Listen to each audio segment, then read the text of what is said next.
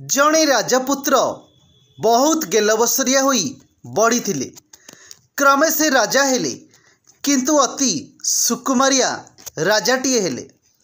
दुर्भाग्य को थरे राज्य रे विद्रोह हेला। राजप्रसादर किछि लोक अति कष्टरे नुआ राजा को एक जंगल रे छाड़ी कहले, मणिमा एबे निजकु बंचातु। सुकुमारिया राजा जानिले जे मृत्यु निश्चिंत। जंगल भितरे थका होई बसिथिबा बेले जड़े दीर्घकाय लोक आसुथिबा देखिले।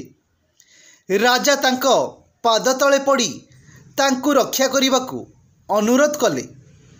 आगतुंक कहिले, भय करंतु नाही, मु आपणकु ठीक चिन्हि पारिछि। आमे बणुआ जाति, चिरदिन राजांक अनुगत, किंतु ए स्थान सुरक्षित नुहे। आमको अनेक बाट जीवाकु हेबो।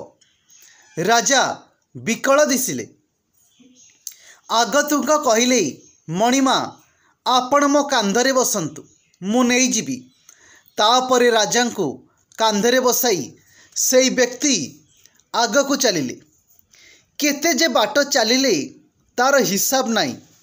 दिन जाक चलिबा परे से संध्यारे अटकिले एवं राजांक सकाशे खाद्यर व्यवस्था भी कले। पुणी परदिन सकाळु यात्रा। निरापद जगारे राजा पहुँचिले। सेठी मध्य एही व्यक्ति राजांक सेबारे लागिले। एही भितरे किंतु राजा तांकु मित्र बोली डाकिबा आरंभ करि दैथिले। दिने संध्यारे राजा पचारिले, मित्र, अनेक दिन हेला आपण मो पई कष्ट करि चलिछंती। आपण कष्ट सहुचंती केमिति? से कहिले, मो बापा मते पिला दिने गोटिए कथा कहिथिले, मनीषर शक्ति असीम, तेणु मरीजीव पछके हारिब नाही। तेणु कष्ट विषय रे चिंता करिबा नाही। कष्ट ठारू हारिबार प्रश्न नाही। यह राजा को प्रभावित कला। परदिन सकाळे राजा कहले, मित्र, आज ठारू आमे दुहे खाद्य संधान रे जिबा।